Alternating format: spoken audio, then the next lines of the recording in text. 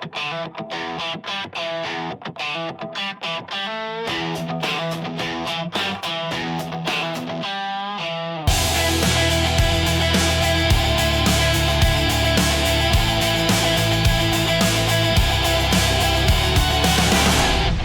right, welcome. It's the All Access Entertainment Podcast. I, once again, am your host, Joseph Bruen, and we have a very special guest once again this week. He's, of course, a local musician here in the Rhode Island area and a close personal friend. Ladies and gentlemen, something we wanted to do for a long time, Mr. Andy Lampert. Hi, Andy, Joe. welcome How you to the doing? show. Thank you very good. And you? much. Good to see you. Very good to Same see here. you. How's everything? Everything is good. Good. All right. Well, let's kick it off here. So we'll kind of go into a few different areas. Growing up as a kid, what was it like growing up as a kid? Some of the hobbies you were involved in, and we'll end it with kind of first discovering music. Okay. I never really had too many hobbies as a kid. I was never really good at a lot of things like making models. I wasn't good playing sports or anything like that. The only thing I was ever interested in was music. And I discovered it when I was in the second grade. This woman came into our class with this huge case full of violins, and each student in the class got a violin. It was a student model, so there were very little because we were very little. And she showed us how to hold it, and she showed us, taking the bow across the strings, and it made the worst noise you could possibly imagine. But she let us take it home for a short period of time, and I remember walking into my house and showing my mother this, and my mother cried. I thought at first she was crying because she was about to hear the worst possible sounds imaginable, but the fact that our kid was holding an instrument, a violin, was a big deal. So she was a big supporter of that. Yes. She always wanted me to play this violin in the house, and she would call up relatives and says, listen to this. And I don't know what she was expecting to hear, but I don't know what they were expecting to hear, but it was truly awful. And after a few weeks, the woman took the violins back. And that was my first introduction to, something that made a noise that was nice. And what were some of the other instruments that you had played or learned or even dabbled with over the years? Well, by the time I got into the fifth grade, there was an option to take up an instrument, and that meant getting out of class, which was the greatest thing ever because, school, so I was able to get out of class, and I wanted to play the saxophone. And we were told to go to this music store to go rent one. But the owner of the store encouraged my parents to let me learn the clarinet. So for 1 year, I was on the clarinet, but I didn't really like playing the clarinet. And there was an option for me to pick the drums. I think every kid wants to play the drums at some point. Yeah. So I started to play the drums, and I played for a couple of years until a movie was on TV about the Beatles, and that is what influenced me to want to learn how to play the guitar. And that's what I've been doing ever since. Nice. So guitar has always been your number one. Yeah, since I was in my early teens. And you and I, we've been longtime wrestling fans. Yes. Something that we've always shared. What was your earliest memory of wrestling? When did you discover pro wrestling for the first time? I was at a friend's house, and it came on TV, and I was like, what in the world is this?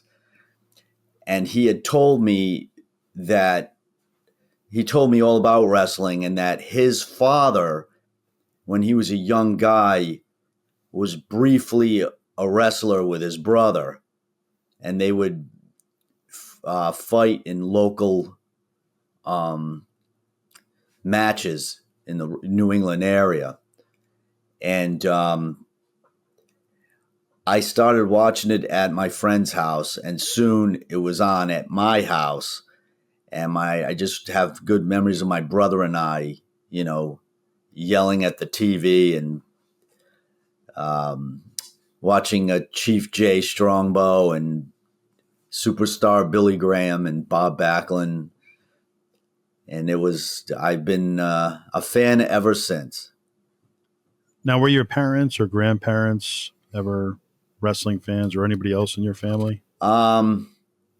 My grandparents were, my mother's parents were totally into it. I never really knew them, and I would hear stories. I had talked with a cousin of mine who told me that whenever my grandfather visited their home, he would say a quick hello and go downstairs to where the TV was because wrestling was on, which I laughed when I heard it, but I had no idea. So I had asked my mother and I said, Grandpa was really into, wrestling. And she told me that my grandparents used to sit in front of the TV yelling and screaming at it. Wow. That's great. Yep. Fantastic. Now, another love that we both share, the Three Stooges.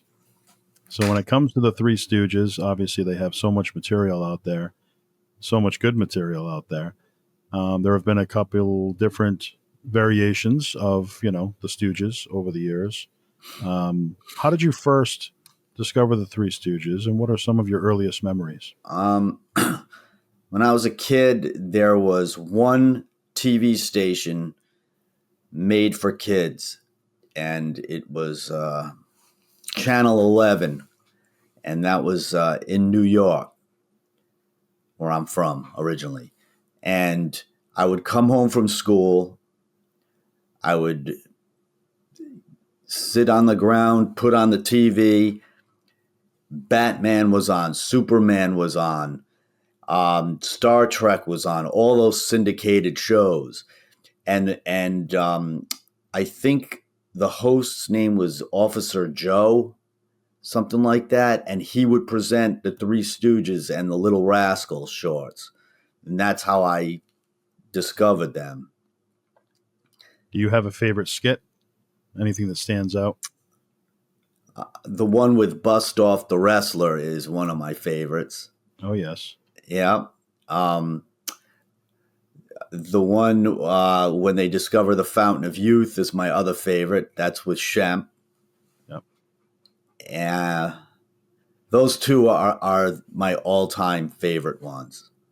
And if you could pick one Stooge, who was your favorite Stooge? Larry, all the way. Okay, awesome.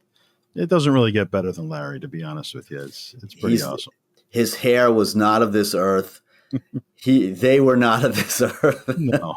Yeah, there's somebody that you could constantly, it doesn't matter what age you are, you just turn it back on and you'll start laughing out loud, Yeah, it never gets old. Certainly brings joy. What was your favorite Stooges combination over the years? Probably, like everyone else, Larry, Moe, and Curly. But I have to say that once Shemp came back into the picture, the hits against Larry got better and funnier. And, by the time Joe came, Joe wanted nothing to do with the hitting. So Larry took it even more. And no one took a slap like Larry did. Right. And some of the history of the Stooges, but when did they actually kind of slow down and kind of stop doing their routine? Do you remember? Well, the thing about them was they had a contract with Columbia for 20 something years. And once it ended, they thought they were all done. But because of TV, they had a resurgence in the early 60s that went all the way into about 68 or so when Larry's wife passed away. It was then that he left the act. And Mo tried to keep it going, but it just didn't, at that point. And you said you're from New York. When did you end up moving out of New York and enter the New England area? When I was 7 years old. 7. Yep. Any memories of New York while you were there? A lot of red brick buildings. We lived in an apartment in one of those buildings, and everyone used to yell all the time, not in anger, but just yelling. Brooklyn right now is not the Brooklyn that I was born into. Where I was born, it was very ethnic, and everyone was screaming for whatever reason. And when we came to Rhode Island, my family was the loudest family on the block. So Fit right in. Yeah. Oh, we were loud, but yeah, I do have some memories of living in Brooklyn. Yeah. Now, you mentioned the Beatles earlier on. Who are some of your main influences when it comes to music that really you want to get involved? Besides the Beatles, of course, the Who and the Kinks were my obsessions since high school, and I'm still very into them today. They're still my favorite bands, and I listen to them all the time. Now, you early on you were into music and doing different, dabbling in different instruments. But how about throughout school? High school, were you still doing it there as well? Oh yeah, Okay. I played the guitar, and me and 3 other friends had a band, and we would make cassettes of our rehearsal because cassettes were big then. You could go to the store and get 3 cassette tapes for like $2, and they were cheap and they broke all the time, but that's all you could afford when you're, a kid. Right. And we used to really rehearse whenever we could, and my high school had a lot of great musicians in it, and we were always striving to be part of that group, but it was very cliquey and very difficult back then. Yeah. Do you remember your very first public gig when it comes to music? Friend's uncle's barbecue party he had, and that was the first time I played in front of like a bunch of people I didn't know, with some that I did know mixed in. Sure. My first club date was at the Last Call Saloon in Providence, Rhode Island, and a friend of mine who was in a band got us that gig, and I'll never forget that one. So when you transition from, a friend's party in the backyard to being on stage at a club, whether it's small or big, I mean, how was that feeling? Were you nervous at the first time? Yeah. At the beginning I was. I paced till I wore out my shoes, back and forth, and but once I was on the stage, it was very like liberating. There's nothing like it. How about your family? Did they ever come out and see you when you first started? My mother saw me once. My brother saw me a couple of times, but that was never, something that they were into really. And Sure. plus, when you're in a nightclub, all sorts of chaotic things can happen. So Yeah. you didn't want your mother there. You're not exactly a family spot. Yeah. No, it was no. Yeah. You're a well-traveled man. For people who don't know you, why don't you tell us some of the countries you've been to and some of the locations over the years? Um, I've been to Poland once. I've been to the Czech Republic twice. Amsterdam. I've been to Holland 3 times, 4 times, and I've been to England a few times as well.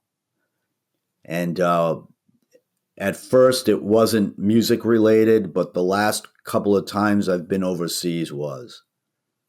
And what were those performances like, being in a different country? Oh, it was wonderful. For whatever reason, I can't explain it. Europe totally got what I was doing. They completely were into it, and they really made you feel good. It was a tremendous time. I'll never forget it. And out of all those spots that you hit, where would you say was the best food that you found while on vacations? Oh boy, the best food probably in Germany was really pretty awesome. I can't pronounce a lot of what I ate, but they that was the best food. And of course, eventually you ended up releasing your very first album years back, Yep. 10 Songs of Pain. Yeah. Why don't you tell us about not only that album specifically, but what goes into creating an album? Kind of walk us through that whole process. Well, the thing was, uh, at the time I made 10 Songs of Pain, I didn't have a band. I had just come back from a trip and I had all these songs and song ideas that I was finishing up. And my friend Joe Auger, who produced 10 Songs of Pain, at the time was hosting an open mic uh, at a club which is not there anymore, but at the time it was a club in Providence, and he was hosting the open mic. And I came in on a freezing cold autumn night. It was pouring rain, and I surprised him. I said, "You must record me." And he's like, he was like, I would, but I really don't have the time. I've been producing, other artists, and maybe, you know, later on we could do something, but I was adamant, you must record me. And we were just talking, and I out of nowhere, I said, we should call the album 10 Songs of Pain. And I would have a big grin on my face on the cover. And he thought that was funny. And then we decided to do it. And it took a few years to make, but I had played everything except the drums, pretty much. And do you have a favorite song on that album? Anything that Um, stands out? I have to say my favorite song is "I Can't Be All That Bad." I don't know why I like it, why it's at the top of my list, but it just is. There's Nice. just something about that song. I don't know what. And when it comes to collaborations, who are some of the local musicians or local bands that you've performed with or worked with, live on stage over the years? Well, um, back when I started out, um, I would play shows with different bands that did that got pretty far. Um, I've been the opening act of a couple of good Boston bands. The band No Doubt, who's, famous. They're not, I don't know, Gwen Stefani was the singer. We played a show with them once, Oh, wow. but before they were famous. Sure. Um, I played a gig once, and the Goo Goo Dolls were on the bill, Nice. and yeah, but as far as collaborations, Joe Auger, who's a great musician and songwriter himself, and produced 10 Songs of Pain. Um, you know, people should check his music out. It's pretty awesome. And And then you mentioned some of the bands early on, like The Who, the Beatles, kind of shifting into I guess, the 90s era. Any bands that really stuck with you from that point forward? like famous, you mean? Yeah, Oasis. I was a fan of Oasis. I thought they were really awesome. I'm so happy that the Gallagher brothers decided to shake hands and get back out on the road. And the tour is going great. And they used to say they were the greatest band in the world, and I got to agree with them. you know, yeah. they've more than proved it. Is there anybody in the rock and roll that anybody that isn't in the Rock and Roll Hall of Fame that you think maybe deserves to be there? Oh boy.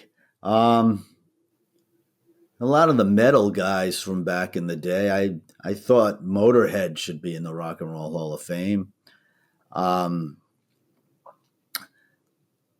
I can't th- I can't think offhand anybody else at this moment, but I always thought Motorhead should be in the Rock and Roll Hall of Fame. And kind of bouncing back to wrestling, your typical question that's always asked, but I would love your opinion. Mount Rushmore of wrestling. Who do you think the top four of all time? And you could look at it different ways. A lot of people do, whether it be the most influential, the biggest stars, who drew the most money, or just personal favorites. Hulk Hogan, Ric Flair, Stone Cold Steve Austin, The Rock. Is there just four, right? Just four, yeah. Yeah. It has to be them because even if someone was better or a better talker, those four drew in the crowds. That's Sure. what it's all about, Right. is getting people to come into that arena and really, do something for the business of wrestling. Yeah. And though nobody did it better than those guys, they made the audiences go bananas and brought in month after month all over the world, really. And back to music, when creating a song and putting a song together, what is that process like? Just for getting a song to where it needs to be, the Uh, finished product, it varies thought with process. it varies with everybody. It's never the same. Some people have to sit down with a pen and paper and work on it, work on it, work on it. And other people, it just comes to them. I'm sort of in between. Like the idea comes, and then I have to scribble it down. And then I look at it and says, what could I do that's better? And it sort of just pieces together from there. And which stars of either pro wrestling or music have you met in person over the years? For wrestling, I've met Ken Shamrock, uh, uh, Iron Mike Sharp, both of them like awesome, awesome people.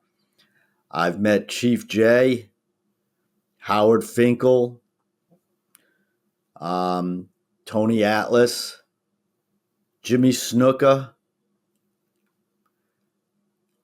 which was a funny story. When we met him, he was completely incoherent, and my brother and I just looked at each other as our childhood memories just went.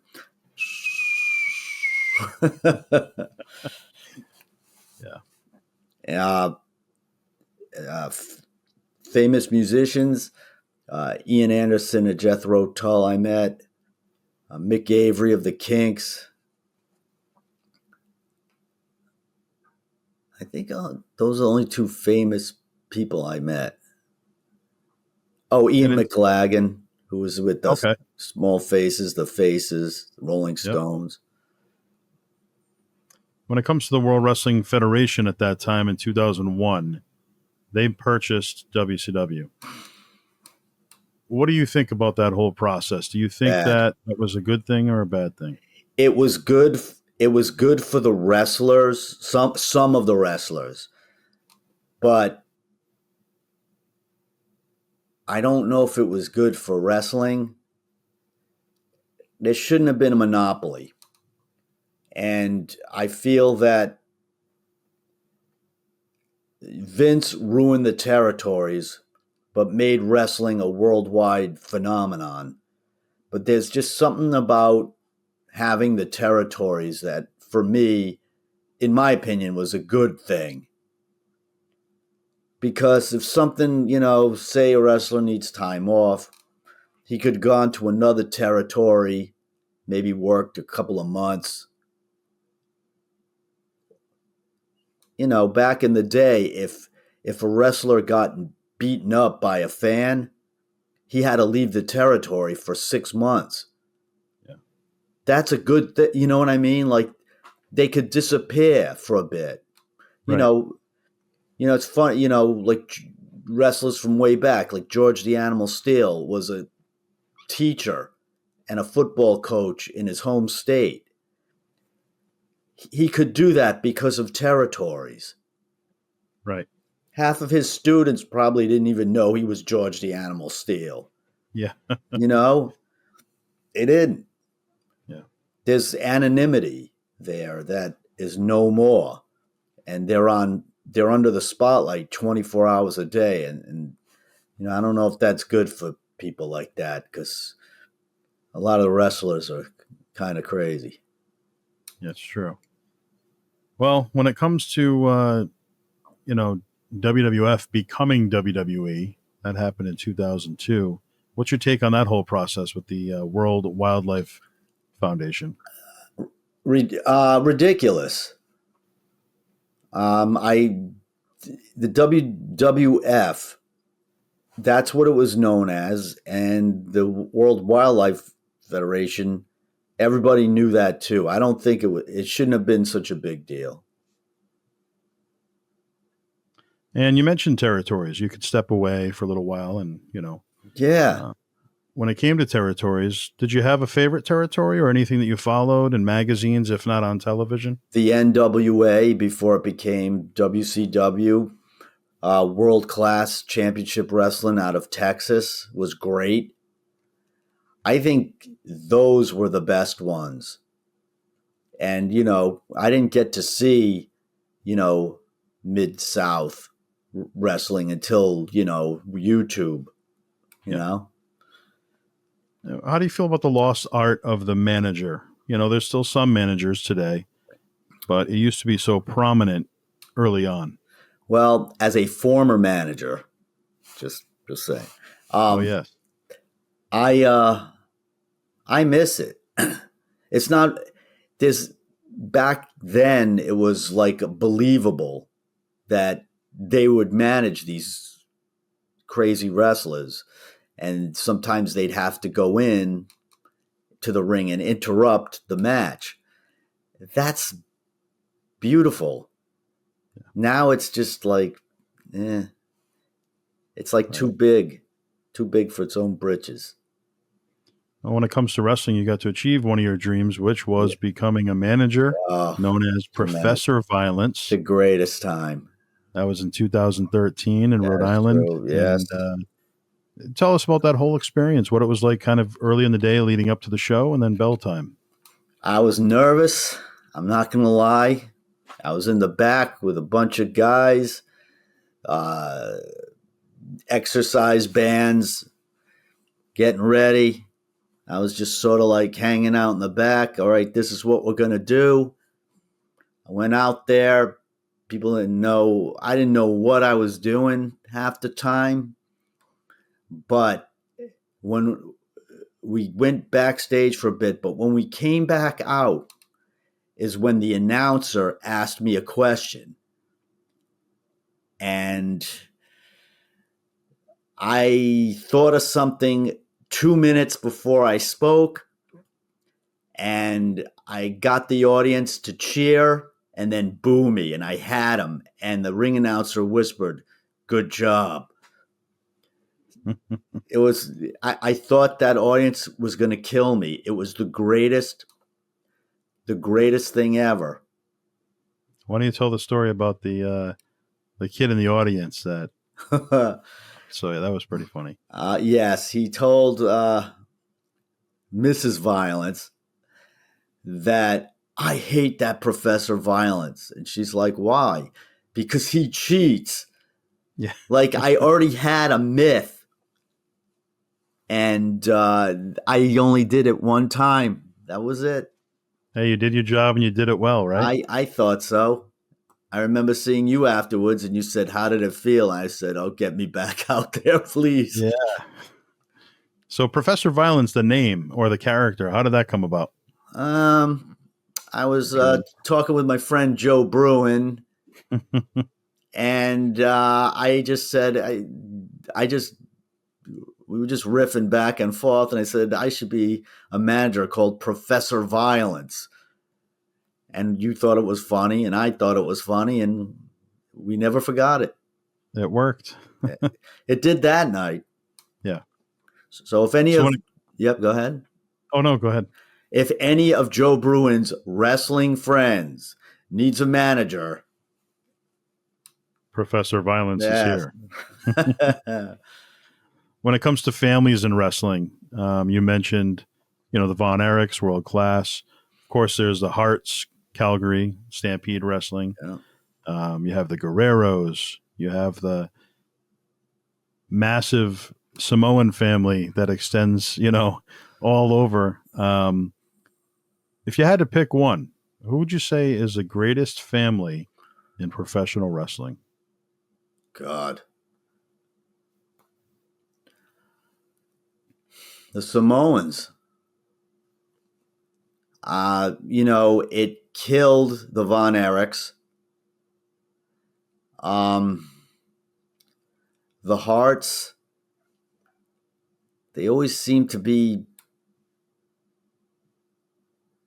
at each other's throats, one or two of them. Like, I wonder how close they are, now that, Stu and Helen are gone. Mm. But the Samoans seem to be a tight bunch. And they keep coming in mass quantities. None of them are small. They're Right. all just larger than life. They're all tough. I got to go with the Samoans. Be on top too. For the most part. They bring in a lot of money. Yeah, they do. Another lost art is tag team wrestling. Tag teams back in the 80s, you had 20, 30 tag teams. And now you just have a few, and maybe it's not the same feel. What are your thoughts on that, tag team wrestling, and how it's not as prominent? It used to be very exciting. Now it's, just another match on Raw, SmackDown. We need the territories back. We need them back. We need, someone who looks like they came out of the audience to be tag teaming with somebody that's just a big brute and go against the odds and be inspiring and not be a steroid, on the steroids, or, they don't have to be massive.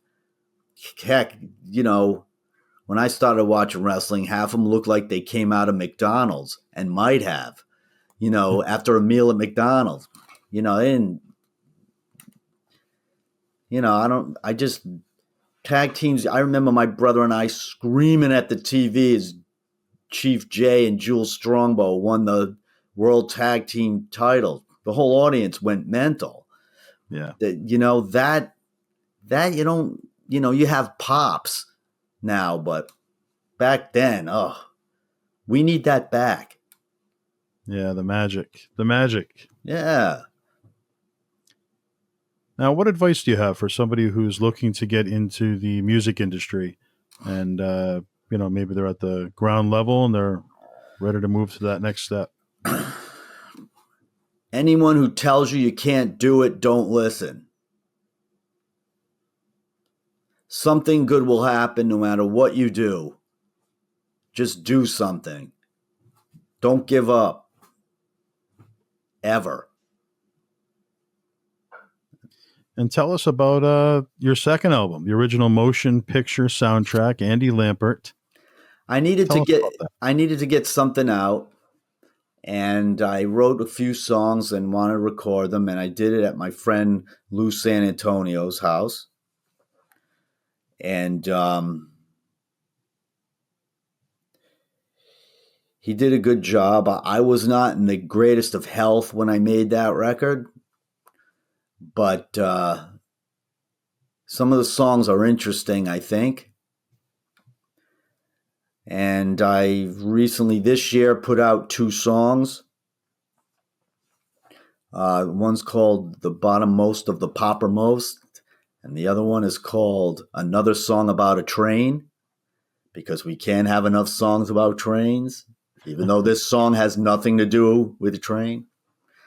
But Lou San Antonio also did this, produced it with me, and on bass is my longtime friend Tony C., who's the bass player in the Andy Lampert band. And on drums on those 2 tracks is John McCabe, who is the drummer of the Andy Lampert band. Nice. And how did you meet the other members of the Andy Lampert band?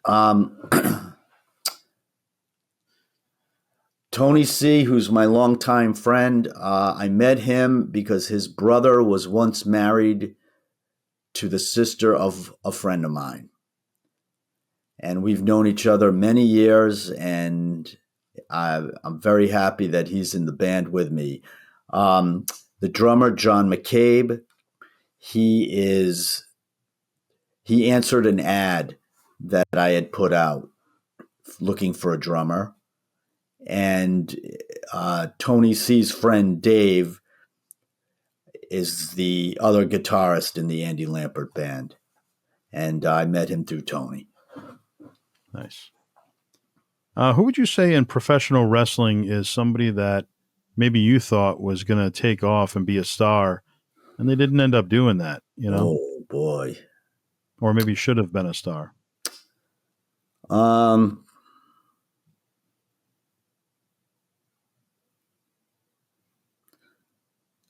I think that Jim Powers should have been given some sort of a push, him and Paul Roma, not as a young Stallions, but as they should have went heel and been a tag team. But I know they didn't get along too well from what I've read, which is too bad. But they looked like they would have been. They needed a good manager, and they should have been a heel team. I always thought, because they were good. If you could have chose one, who would the manager be?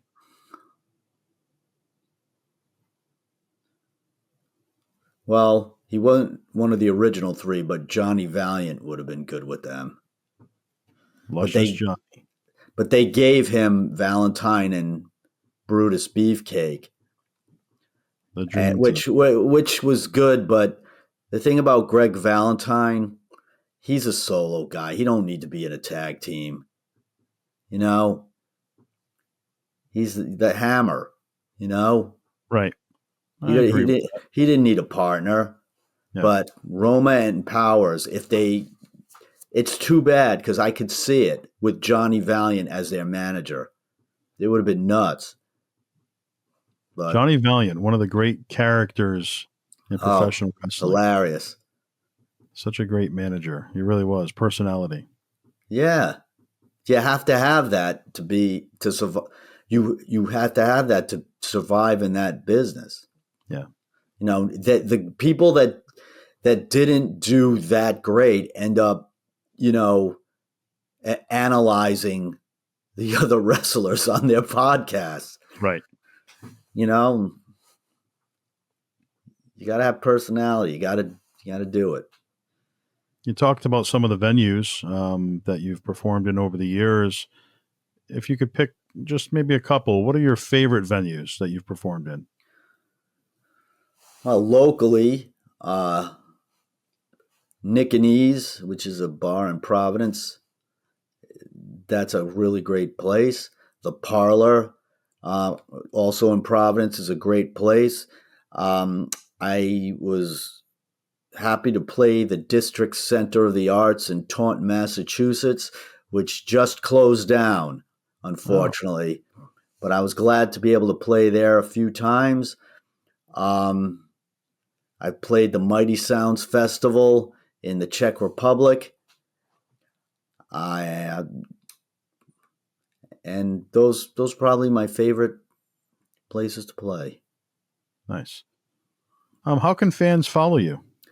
You can follow me at my website, andylampert.com. It's LAMP as in Peter, ERT. Facebook.com/the Andy Lampert. And I just made a Substack account, the Andy Lampert.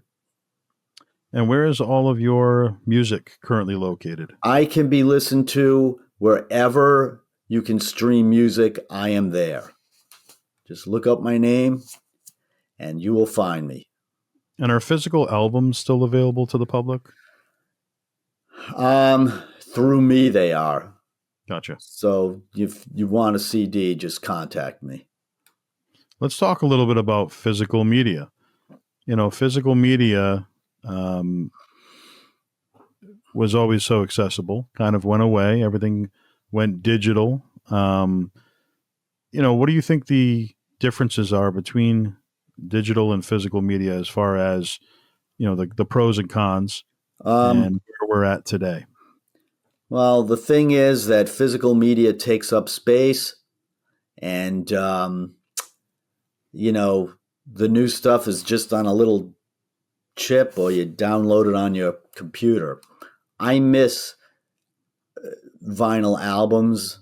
You can still get them now, but that's all you could get. You could get records or cassettes, 8 tracks, reel to reel. And then they went to CDs. CDs are fine and everything, but there's nothing like a record. Nothing like a And, vinyl record. and there's a comeback going on right now with the vinyl industry. There are record shows all over the place, and they're getting bigger and bigger. And I've spoken to some of the vendors there, and they're saying how, they're the number one right now, even over digital in some cases, sometimes, depending on what the genre of music is, and even have, beaten out CDs and stuff like that. So, where do you think vinyl's going with the future? Do you think it's going to be a full fledged comeback? No, I No, don't. Unfortunately, I don't. It's just too easy to get it on your computer. But makes there's sense. something about having a record in your hand and you looked at the artwork and I don't know. I always enjoyed that. Same here. Big fan of physical media. And even with the rise of vinyl again, do you think we'll at least see a small comeback for CDs, or are those just completely dead in the water? I wouldn't say they're completely dead, but I don't think anything really comes back. It maybe a little, but not like before. Right. And how do you want to be remembered? What do you want your legacy to be? The Andy Lampert legacy. Oh boy.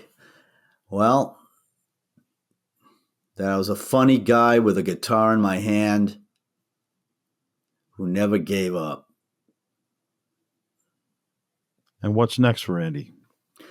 I'm going to be recording a couple more songs to be released, and then I'm going to embark on the biggest recording project of my life. Well, let's talk about that a little bit. Um, What can you without, talk? I have written a bunch of songs. I'm not completely finished yet, but if I wait until I'm finished with the whole thing before I start recording it, I will be 115 years old. So I've written some songs. I'm soon to go into the studio and record uh, some demos, which will be used as a guide track for the other musicians that are going to be on it. Oh, wow. Okay. Nice. And can we expect another full album down the road as well, or This will be a full length. it will? Okay. Oh yeah, Fantastic. You excited about that to get back in there? I am. So anybody who has a good attention span, get ready. Well, Andy, thanks so much for taking the time today. Thank you. I'm so happy to be here. It's been a pleasure to have you, and something that we've wanted to do for a long time. Absolutely. And would love to have you back on sometime. Have me back on. I'll be here. All right. It's the All Access Entertainment Podcast. I've been Joseph Bruen. This is Andy Lampert. I'll still be Joseph Bruen after this, and he'll still be Andy Lampert after this. As far as I know. And we will see you guys next time.